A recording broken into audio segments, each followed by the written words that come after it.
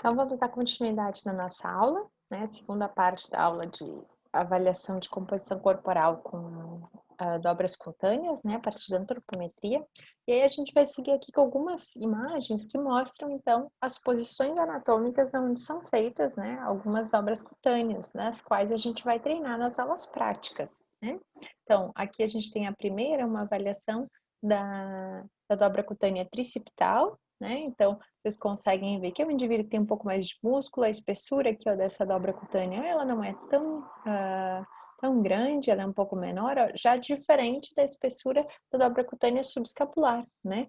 Então, sempre a gente tem uma tendência, um risco maior também, né, a ter uma espessura de dobra cutânea na região do tronco maior do que nos membros periféricos, e isso acaba sendo um fator de risco quando essa espessura no tronco é muito maior, né?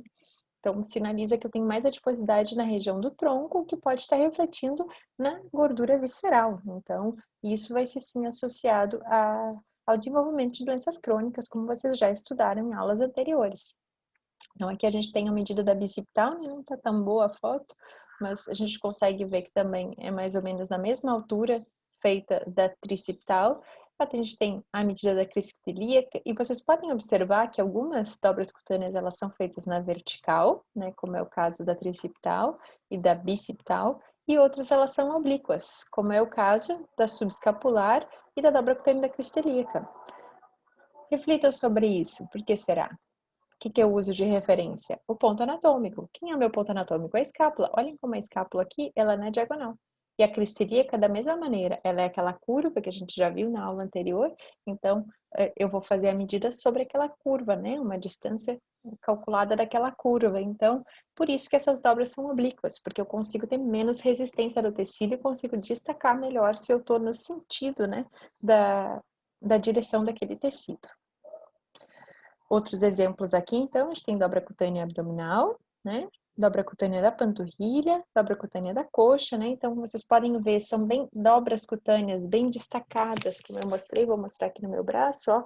Eu destaco, eu faço o pinçamento, ó, da dobra. Então, eu consigo ter diferença do que é, se eu consigo destacar, o músculo não vai vir. Então, eu consigo tirar essa resistência e destacar o tecido gorduroso, que ele é tecido adiposo, porque ele é menos resistente do que o tecido muscular. A dobra cutânea da coxa, né, a gente tem mais dificuldade de fazer, principalmente as mulheres, sentem um desconforto maior, então é uma técnica que também tem que treinar bastante para que a gente consiga fazer com o mínimo desconforto para o paciente, né, em relação a esse pensamento. Outras dobras cutâneas, então axilar média aqui também, né, inclinada, como vocês podem ver, né, segue o sentido aqui das costelas, e a dobra cutânea peitoral, né. A dobra cutânea peitoral tem algumas peculiaridades que a gente vai falar na aula prática e que alguns tipos de adipômetros são mais adequados. Em relação, então, à técnica, né, se discute bastante sobre a posição, que lado utilizar, né? E não há um consenso na literatura sobre qual lado, se o lado direito ou o lado esquerdo, mas a gente tem que ter um certo cuidado que para algumas medidas o lado vai influenciar sim em relação à medida encontrada ou à facilidade de exercer essa técnica, né? Um exemplo é a subescapular.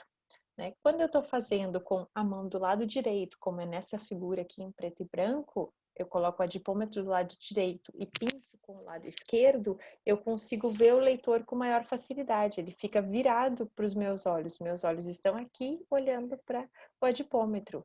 Quando é o caso da medida no lado esquerdo do indivíduo, olhem como o visor fica para baixo. Então, nesse caso, é uma criança, então é fácil de identificar que esse indivíduo está. Eu tenho uma altura, o avaliador tem uma altura maior do que o indivíduo, então eu consigo olhar por cima, me inclinar e ver o visor para ver a medida. Mas não é o caso num adulto, muitas vezes, né? A gente, se for uma mulher avaliando, às vezes, um homem muito alto, né? Que é o mais comum da gente encontrar, a gente já vai ter muita dificuldade de fazer essa avaliação do lado esquerdo. Então, para algumas medidas, o lado ele vai ser recomendado que seja do lado direito. E aí a padronização é que seja todo do mesmo lado, né? Alguns autores dizem, escolha o lado não dominante do indivíduo, porque geralmente a gente vai ter um pouco mais de adiposidade nesse lado, Mas como eu disse, não tem consenso na literatura, nós vamos treinar sempre do lado direito, e por facilidade de algumas medidas, tá? E falando então sobre a técnica específica, né?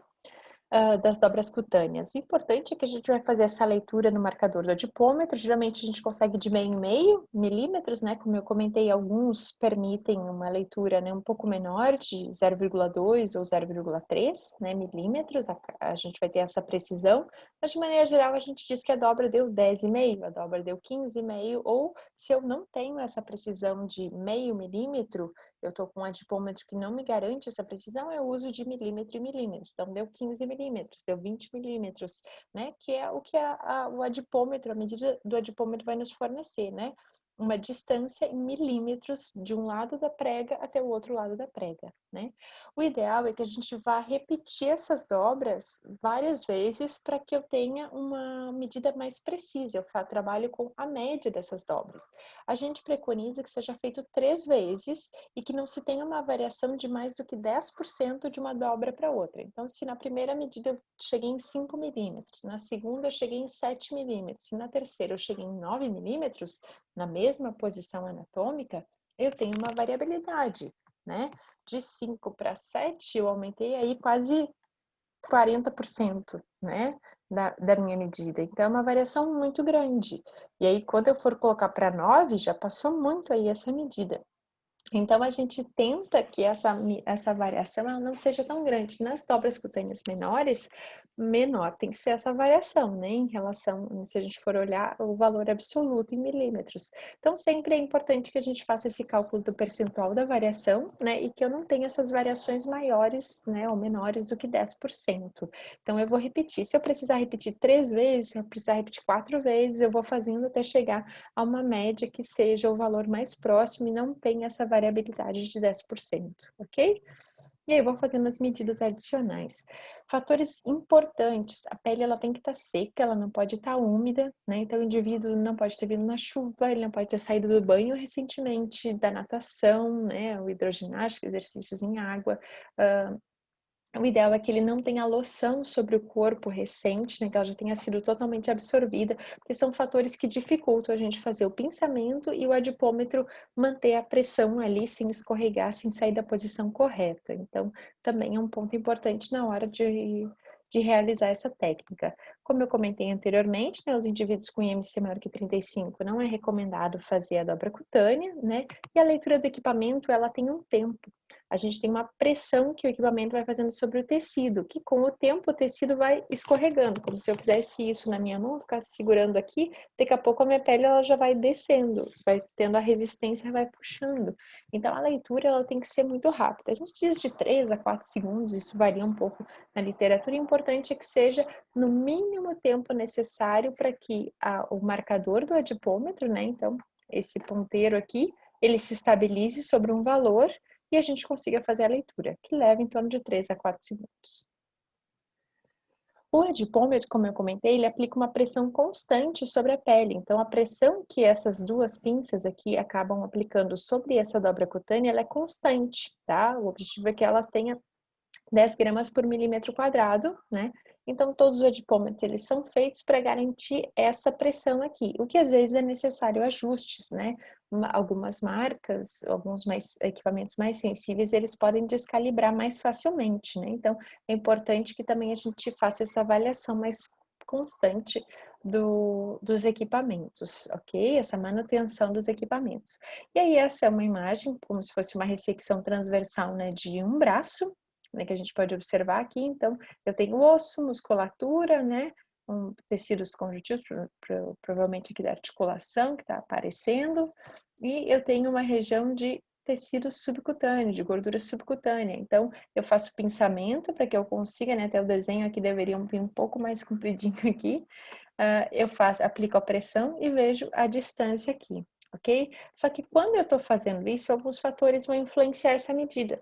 Se esse tecido, essa pele estiver edemaciada, né? Se eu estiver retendo líquido, eu vou reter líquido de maneira geral sobre toda essa região, essa parte que vai estar edemaciada também. Então, isso vai aumentar a espessura da minha prega cutânea. A pressão que o adipômetro faz sobre o tecido adiposo, ela tende a diminuir isso. O edema, ele acaba não sendo resistente, a água não é resistente a essa pressão, então ela acaba se deslocando, mas pode sim influenciar, e os estudos mostram que há diferença entre indivíduos edemaciados e não edemaciados, né? Através da avaliação clínica. Então, é um fator sim, e aí a gente tem que lembrar que no caso das mulheres no período menstrual, também pode haver retenção hídrica e algumas medidas estarem influenciadas em decorrência disso. Então, não é interessante, assim como é nas gestantes, né? Que se a gente quiser avaliar, a gente sempre vai ter também essa questão de que há uma alteração do volume hídrico, do estado de hidratação, né, da pele em algumas situações, principalmente mais para o final da gestação. E essas diferenças também, que eu já comentei um pouco, em relação a características nossas mesmas, né? A espessura do nosso tecido, né? O quão resistente é o tecido adiposo. Quanto mais vocês treinarem, vocês vão perceber que há tecidos que são muito difíceis da gente fazer o pinçamento. Tecido adiposo que parece mais denso, que parece mais rígido, né? E a gente não consegue destacar com tanta facilidade em algumas regiões, e isso vai sim ser um fator que vai influenciar na nossa técnica, né? E aí, o próprio estado de hidratação do indivíduo, como eu comentei, o próprio manuseio desse tecido, se vai ser fácil ou não, então vão acabar alterando o quanto ele é compressível ou não pelo equipamento, vai alterar essas medidas, ok? E isso trazem erros, né? O principal erro é o uso de um equipamento inadequado, descalibrado, né? O uso de uma aplicação em uma fórmula, que é a aula que vem, que não seja adequada à faixa etária, ao perfil daquele paciente, né? Idosos que têm uma variação muito grande na composição corporal e nessa distribuição em relação à massa magra, e aí a gente vai ter esse uso da massa magra como uma constante. Nesse caso, os obesos, em que a gente não consegue fazer o pensamento correto, fica aquela prega cutânea no formato de triângulo, que isso vai também levar a alterações na nossa avaliação. A própria diferença de espessura de pele, a compressibilidade do tecido, a quantidade da dobra que a gente conseguiu destacar, o estado de hidratação e a padronização dos pontos de medida, né, os pontos anatômicos, como a gente já comentou anteriormente. Então, essas são as principais fontes de erro, né? A gente detalhou alguns deles bem, não? E a gente tem um erro que cabe aos avaliadores em si, né? E que são erros que a gente consegue controlar com muito treino, mas a gente não consegue excluir eles totalmente, eles sempre estão presentes.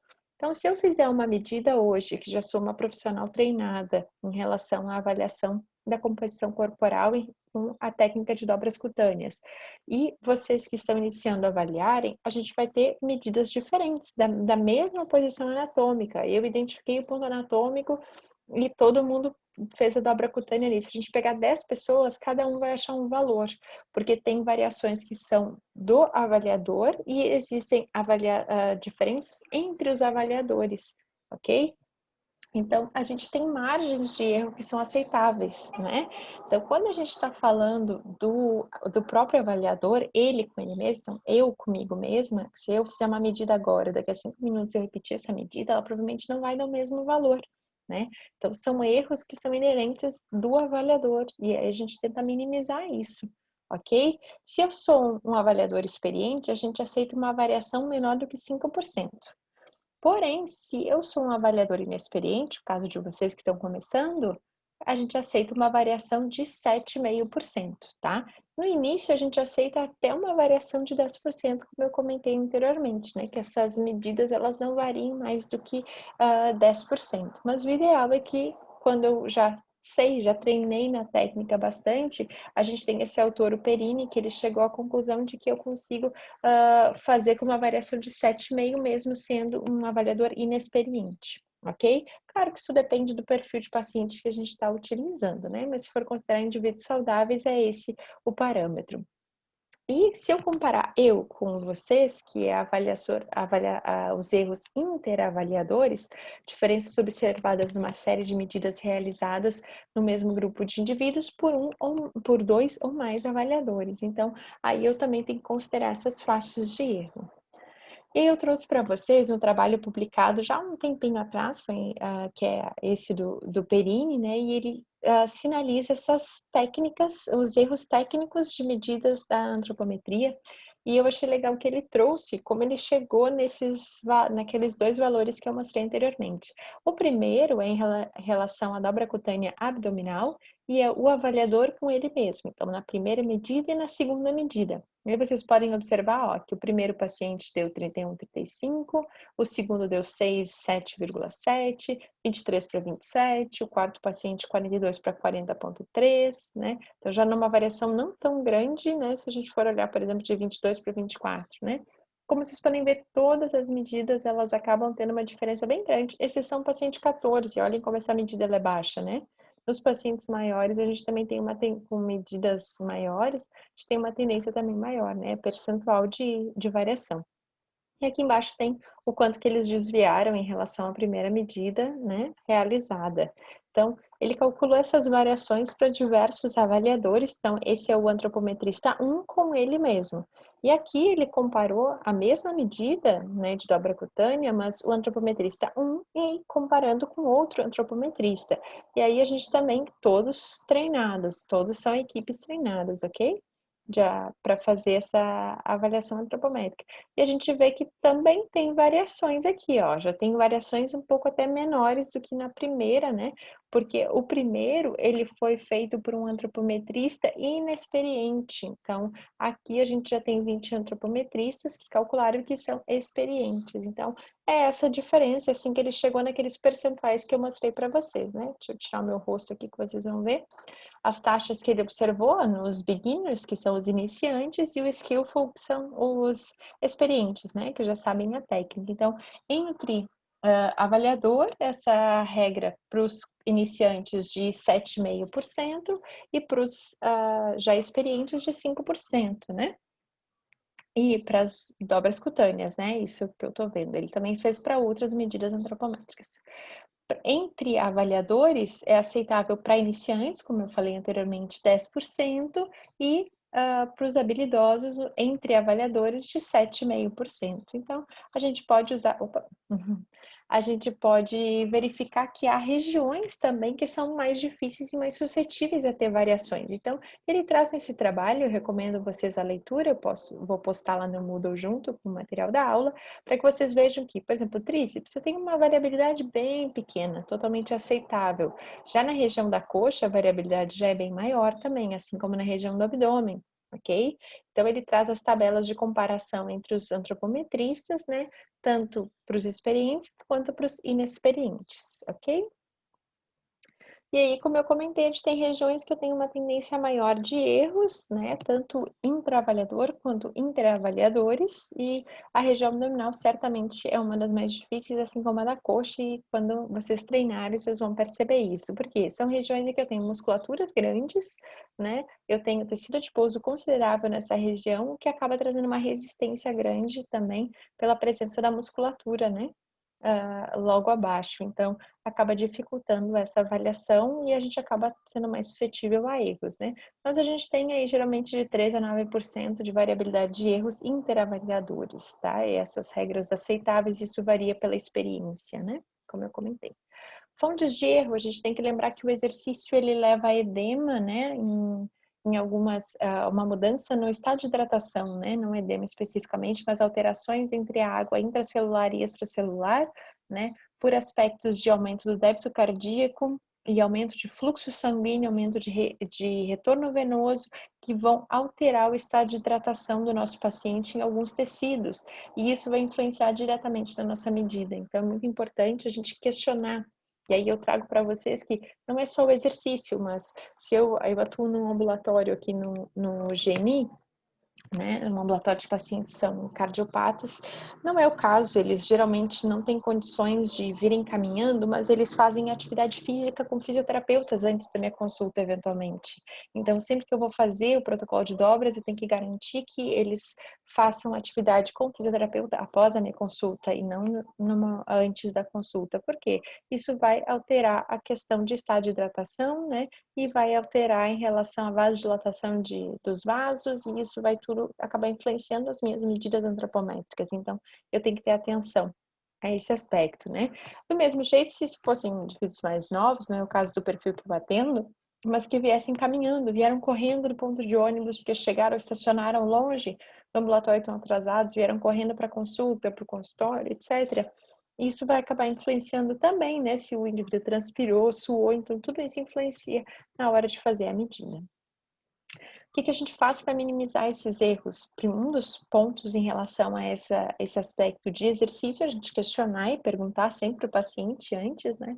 Ou para minimizar essas fontes de erros em relação à posição anatômica, é treinar, seguir bem o protocolo, por isso eu passei para vocês a ideia da onde buscar as referências, a gente vai treinar na aula prática, né? Onde é cada ponto anatômico, usar o adipômetro adequado, avaliar, garantir que ele esteja calibrado, praticar em pelo menos 100 pacientes, mas isso também pode ser mais, ok? Praticar com diferentes, tentar atingir essas diferenças de no máximo 10%, né? E tentar chegar próximo daqueles valores que eu comentei, apresentei anteriormente. Treinar com avaliadores habilidosos, então trabalhar com pessoas mais experientes em relação à avaliação antropométrica, para que o resultado vocês tentem usar como comparação e isso seja uma forma de vocês tentarem melhorar a técnica. Então, se o avaliador experiente chegou em 5 milímetros e vocês estão chegando só em 9, em 8, é sinal que vocês estão pegando a dobra mais do que deveria. Então, dá para comparar, né, se está pegando mais ou menos da espessura, né? E geralmente, o avaliador mais experiente vai ser o teu padrão ouro, o teu padrão de referência. E manter treinamento contínuo, né? Então a gente ressalta que não adianta aprender a técnica, parar de fazer a técnica e voltar depois de um tempo a aplicar. Então tem que ser um treinamento contínuo, né? A gente vai perdendo essa sensibilidade para conseguir distinguir os tecidos, isso é com a prática. Então é importante que a gente consiga identificar essas variações e ver quanto que a técnica precisa ser melhorada, curada e treinar com esses avaliadores mais experientes. Então, o que a literatura nos diz é que quando eu tenho mudanças no essas variações elas são aceitáveis, mas quando eu aplico nas fórmulas para chegar ao percentual de gordura corporal, a densidade corporal, é importante que elas não me tragam variações. No percentual de gordura maiores do que 3,5%, né? Então, se deu 20% minha estimativa de percentual de gordura, e eu estou encontrando com outras medidas que eu fiz no mesmo dia, 25%, é uma variação muito grande. Então, é um sinal que minhas dobras estão muito diferentes, né? Ou, representando como a gente pega pelo cálculo da densidade corporal, uma variação, né, maior do que 0,008, né, gramas por centímetros cúbicos, que é o que a densidade vai avaliar para a gente. E aí, como vantagens da antropometria, frente a todos os métodos que vocês viram até agora, né, de outras técnicas que são melhores, né? Eles têm muitos erros e possibilidades de erros em relação à antropometria, e quando vocês treinarem, vocês vão sentir isso. Então, a gente tem que ter ideia de qual é a vantagem. Uma das principais vantagens é que ele não é um método invasivo, né? Muitos métodos que vocês viram, eles não são invasivos, mas eles demandam mais tempo do indivíduo, ou exposição a um tipo de radiação, ou algum incômodo, exemplo, a ressonância, ela não traz tanta radiação, mas eu não sei se vocês já fizeram ressonância, mas ela acaba tendo um barulho incômodo, atrapalha, e a gente acaba tendo uma sensação, mesmo o paciente que é claustrofóbico, né, que tem que entrar dentro daquele equipamento, acaba se sentindo muito desconfortável. Então, é uma técnica que acaba tendo as suas desvantagens também, né? Em relação a outros como o DEXA, né? A gente vai comparar que a antropometria é muito mais barata, apesar do DEXA estar cada vez, né, mais acessível, né? Eu consigo replicar em grandes grupos, então para avaliar grandes populações e estudos muito grandes em que eu teria um custo ou uma questão mesmo de logística para aplicar outras metodologias laboratoriais, eu consigo fazer com a antropometria de uma maneira muito mais fácil e rápida, né? Então, eu tenho facilidade de adquirir os equipamentos, né? Mesmo tendo alguns equipamentos que são um pouco mais caros, eles não chegam ao custo, que é a aquisição de um equipamento mais, uma técnica laboratorial mais avançada, ou mesmo uma bioimpedância, né? Como vocês já comentaram nas outras aulas, né? Ele é transportável, ele é fácil, né? O equipamento, ele é uma maletinha pequena, assim, né? Não chega ao tamanho do meu rosto, que é o que vocês estão comparando aí na imagem. Então, é fácil da gente carregar, colocar numa bolsa e levar para avaliar em vários locais. Quem faz atendimento de personal diet ou atendimento de home care também acaba sendo um equipamento fácil para utilizar, né? pode ser utilizado com maior frequência do que outros equipamentos, outros métodos de avaliação laboratorial, que às vezes eu vou ter acesso uma vez por ano, uma vez a cada 6 meses, né, e aí eu consigo avaliar mais pontualmente essa evolução do meu paciente, né.